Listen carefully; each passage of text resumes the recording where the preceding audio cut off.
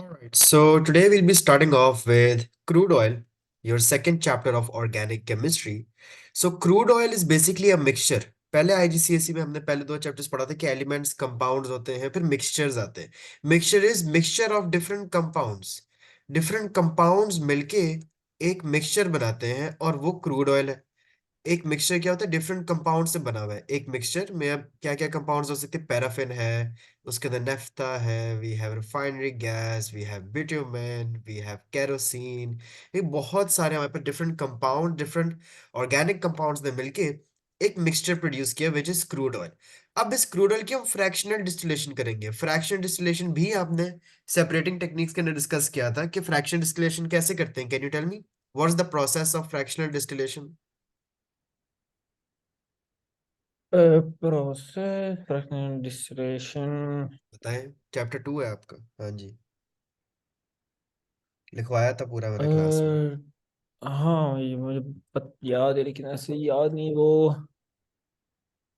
ये अ, crude oil पड़ा हुआ है, ठीक है, अब सुन लें।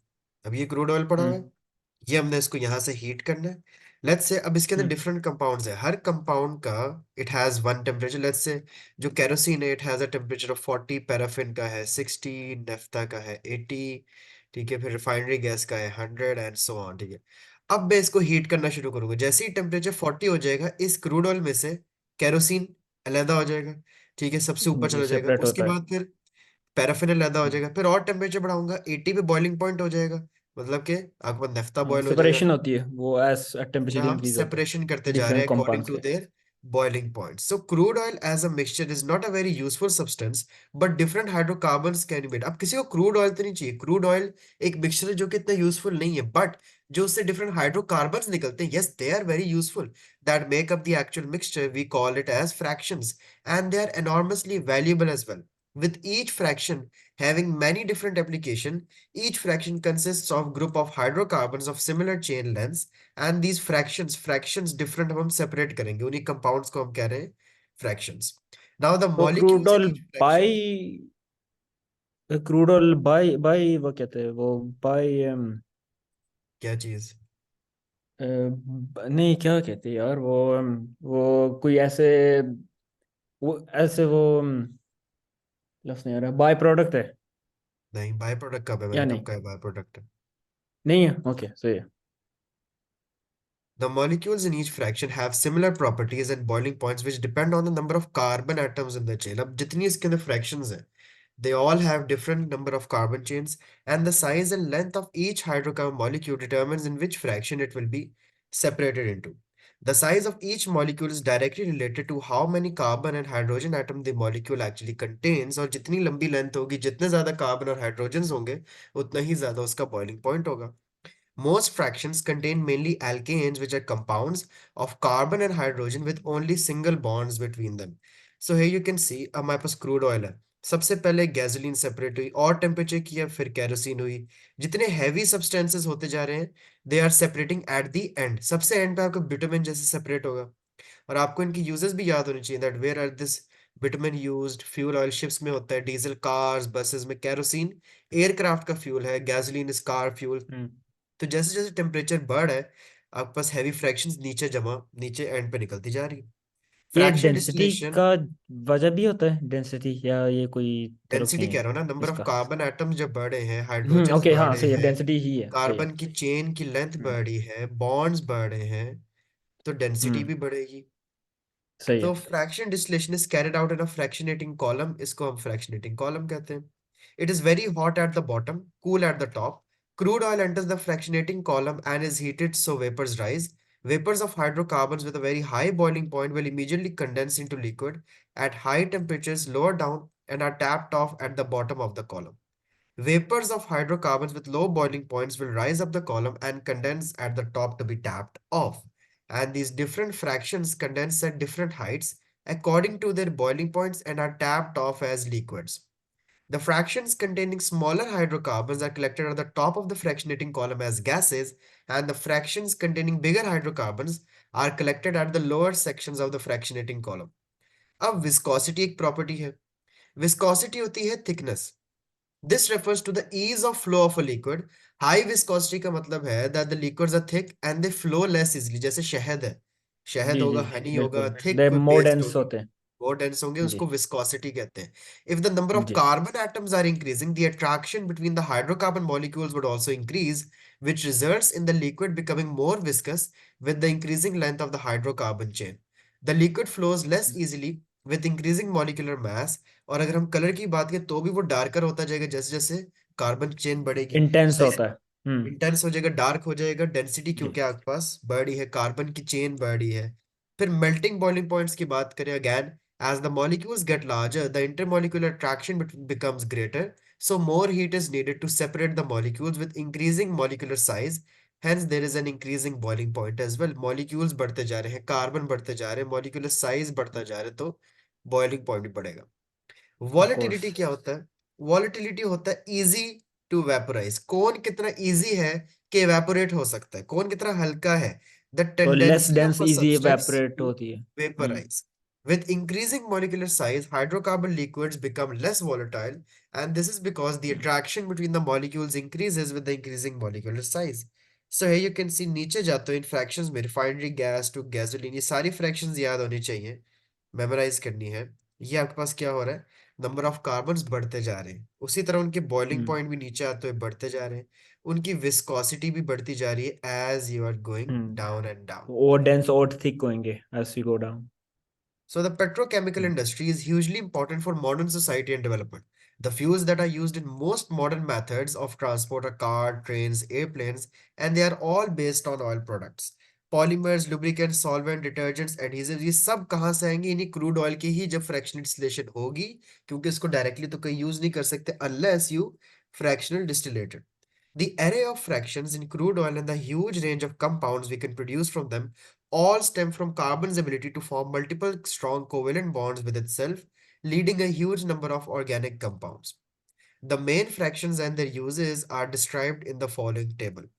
So if you look at liquefied petroleum gas, domestic heating and cooking में use होगी. Petrol is used in fuel for cars, kerosene as jet fuel, diesel as gas oil, heavy fuel oil in ships and power station, और bitumen सड़कें बनाने में, surfacing roads and roofs.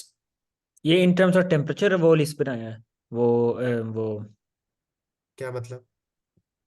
देखिए वो बस viscosity के यूजेस हिसाब लिखे हुए से हैं, हर वो। कंपाउंड की. इधर टेम्परेचर का हाँ कहाँ से? Okay okay. हर सही सही, नहीं कंपाउंड में ऐसे बस ही पूछा यूज था लिखा वो। हुआ है, और सही सही कुछ. सही।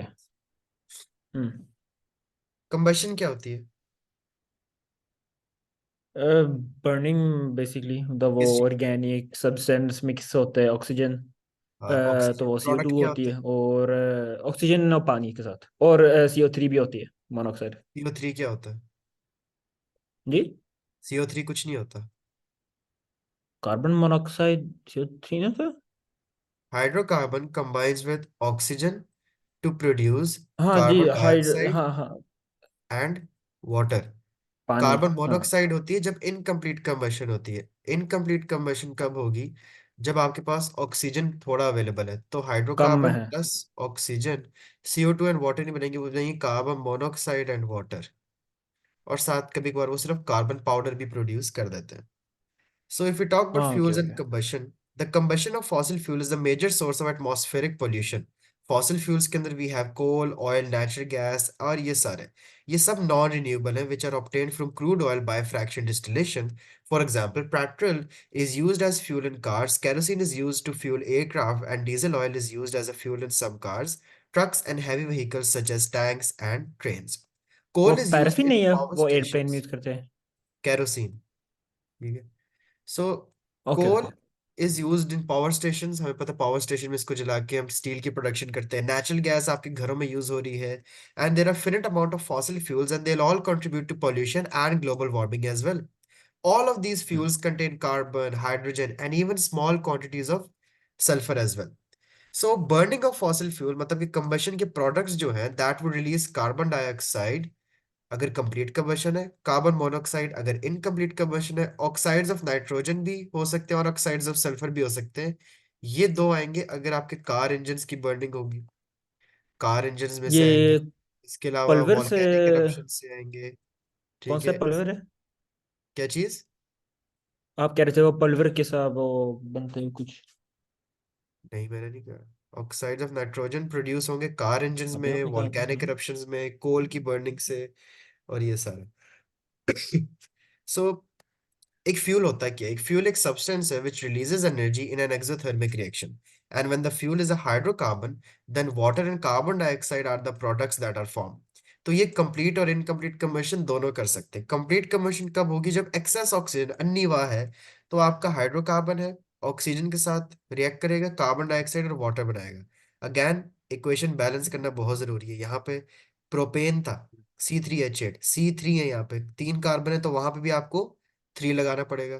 फिर लेफ्ट पे देखो हाइड्रोजन कितने, 8 हाइड्रोजन, तो वहां भी मुझे 4 लगाना पड़ा, बैलेंस ताकि होके। 4s2 के साथ हम्म। मल्टीप्लाई हो तो वो 8 बन जाए। तो बैलेंसिंग करना ऑब्वियसली बहुत बिल्कुल। इंपॉर्टेंट है। और इनकम्प्लीट कंबशन क्या होगी? When there is insufficient oxygen to burn, and it occurs in some appliances such as boilers, stove, और इंटरनल कंबशन इंजन्स के अंदर भी, जिसके अंदर कई बार सूट भी प्रोड्यूस हो जाता है, carbon monoxide and water. Soot is the carbon powderish thing. Methane की जैसे एक इनकम्प्लीट कंबशन की इक्वेशन देखते हैं, where it reacts with very less oxygen to produce carbon monoxide and water। या कभी बार सूत भी प्रोड्यूस होता है। अब ये carbon monoxide is obviously harmful when it react with our red blood cells के साथ रिएक्ट करता है हमारा, क्योंकि रेड ब्लड सेल्स का काम होता है ऑक्सीजन ट्रांसपोर्ट करना। And when they are unable to transport oxygen, उसकी वजह होती है कार्बन मोनोऑक्साइड आपके रेड ब्लड सेल्स के साथ बाइंड कर जाता है। The carbon monoxide basically binds with the red blood cells. अब रेड ब्लड सेल्स के पास जगह नहीं बचती कि वो ऑक्सीजन के साथ बाइंड करके ऑक्सीजन को ट्रांसपोर्ट कर सके। इसलिए it can also lead to dizziness, consciousness, unconsciousness और डेथ, क्योंकि कार्बन मोनोऑक्साइड हम्म। हेमोग्लोबिन के साथ बाइंड करता है। क्या काम होता है हेमोग्लोबिन का? प्रोडक्शन ऑफ ए बेरी होते हैं। प्रोडक्शन किस चीज की? ट्रांसपोर्ट ऑफ नहीं, ऑक्सीजन होता है हेमोग्लोबिन का प्रोडक्शन काम। ट्रांसपोर्ट वो ऑक्सीजन वो उसका पड़ते हैं, प्रोटीन में वो होता है। कौन सी प्रोटीन? विच प्रोटीन? नहीं, हेमोग्लोबिन प्रोटीन है।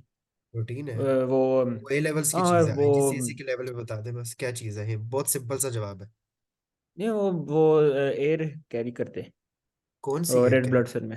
बस ऑक्सीजन ट्रांसपोर्ट, सिंपल, बस एक लाइन का आंसर है इसका, oxygen transport around the body. Clear? Hmm. अब जब कार्बन मोनोऑक्साइड आती है, ये हेमोग्लोबिन के साथ बाइंड कर जाता है, तो ऑक्सीजन बाइंड नहीं कर पाती फिर। अब oxygen is hmm. Transported to organs, carbon dioxide is removed as a waste material from organs. So this is what happening. अब hemoglobin is basically carrying oxygen and carbon dioxide, लेकिन होता है कि कार्बन मोनोऑक्साइड बहुत अच्छे से bind कर लेता है हेमोग्लोबिन के साथ।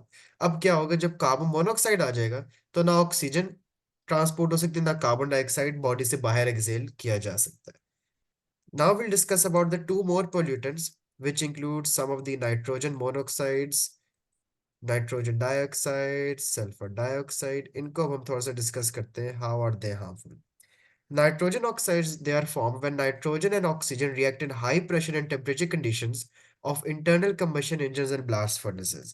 Exhaust gases also contain unburned hydrocarbons and carbon monoxide. इसलिए गाड़ियों में आजकल catalytic converters होते हैं that form part of their exhaust system.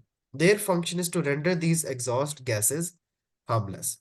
Acid rain है, acid rain with similar effects as SO2 as well। अब क्या होता है कि गाड़ियों में से, ये गाड़ियों के इंटरनल कंबशन इंजन में से दो गैसेस निकल चुकी हैं, ठीक है, लेट्स से एक नाइट्रोजन डाइऑक्साइड हो गई है, फिर लेट्स से कार्बन मोनोऑक्साइड भी हो गई है। अब होगा क्या कि जब बारिश होगी, बारिश का पानी इसी हवा में से गुजरेगा, वो इसके साथ रिएक्ट कर जाएगा नाइट्रोजन डाइऑक्साइड के साथ, और क्या बना देगा? Nitric acid. Now this nitric acid is basically the one that causes acid rain. समझ आ गई? हम्म।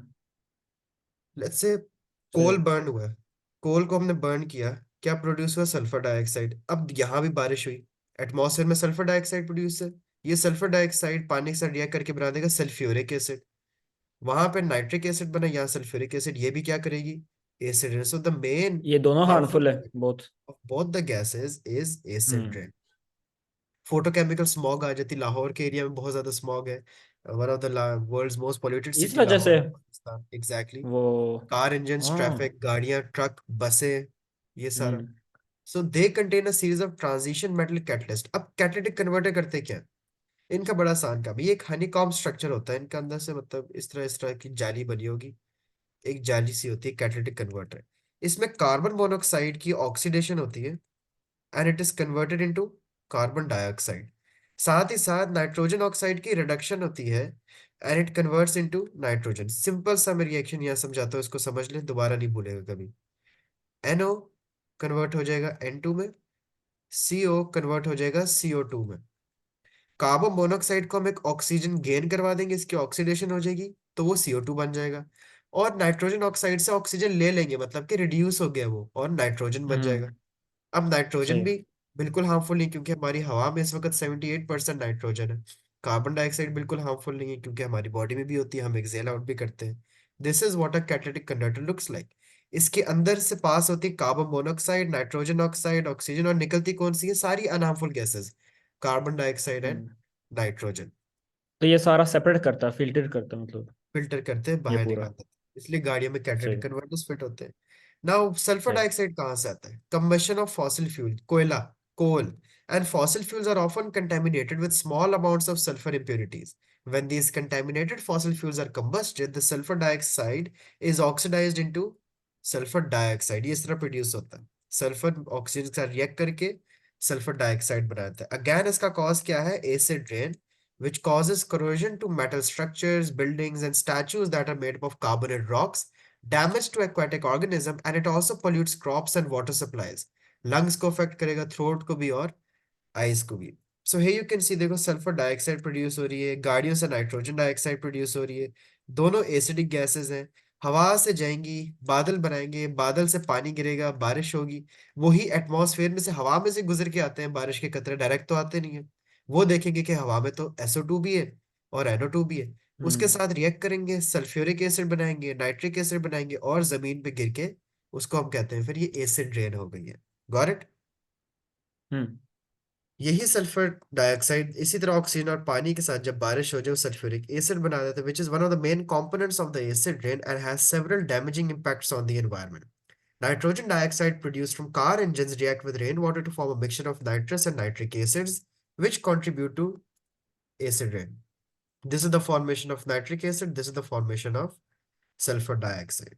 Lightning strikes can also trigger the formation of nitrogen monoxide. कैसे? हमारे एटमॉस्फेयर में नाइट्रोजन गैस प्रोड्यूस है। अब नाइट्रोजन गैस तो हर वक्त मौजूद, लेकिन वो इतनी स्ट्रांग होती है कि उसका डबल बॉन्ड कोई ब्रेक नहीं कर सकता। वरना इतना ही आसान होता है तो नाइट्रोजन को हम कभी ब्रेक करके ऑक्सीजन, अब ऑक्सीजन भी है हवा में। खुद सोचो कि नाइट्रोजन भी हवा में है, ऑक्सीजन भी हवा में, ये क्यों नहीं आपस में रिएक्ट करके यहाँ मेरे कमरे में इस वक्त, मेरे अपने बेडरूम में इस वक्त नाइट्रोजन डाइऑक्साइड क्यों नहीं बना रहे? Take a gas. दोनों गैसेस क्योंकि प्रोड्यूस है। फुल क्या चीज? रिएक्ट नहीं करेंगे, क्यों नहीं रिएक्ट करेंगे? क्योंकि नाइट्रोजन N2 में ट्रिपल बॉन्ड है, तो ये फुल हो गया O2, triple triple bond. Bond का मतलब फुल नहीं है, वो बॉन्ड एनर्जी बहुत ज्यादा है। इतनी बॉन्ड एनर्जी स्ट्रांग होती है ट्रिपल बॉन्ड की, कि इसको सिर्फ एक ही चीज हम्म। ब्रेक कर सकती है, या गाड़ी का इंजन, या फिर अगर बिजली चमके बादलों में, लाइटनिंग स्ट्राइक्स। लेकिन मतलब वो रिएक्टिव होएगा क्योंकि फुल ही है नहीं। अभी उसकी जो बॉन्ड एनर्जी है वो बहुत ज्यादा है। हम्म। हमारे रूम का नॉर्मल टेम्परेचर या कोई भी आग धमाका कुछ नहीं उसको तोड़ सकता, सिवाय किसके? जब बिजली चमकती है। हम्म। लाइटनिंग स्ट्राइक का 1000 डिग्री सेल्सियस को टेम्परेचर होता है। वो इस नाइट्रोजन नाइट्रोजन बॉन्ड को ब्रेक करता है। अब नाइट्रोजन हवा में फ्री हो जाती है, तो वो किसके साथ रिएक्ट करती है? ऑक्सीजन के साथ। And then it forms hmm. Nitrogen dioxide. फिर वो नाइट्रोजन डाइऑक्साइड वाटर के साथ रिएक्ट करेगी and would form nitric acid. Got it? Okay. तो कोई रिएक्शन नहीं है मतलब। कोई रिएक्शन नहीं।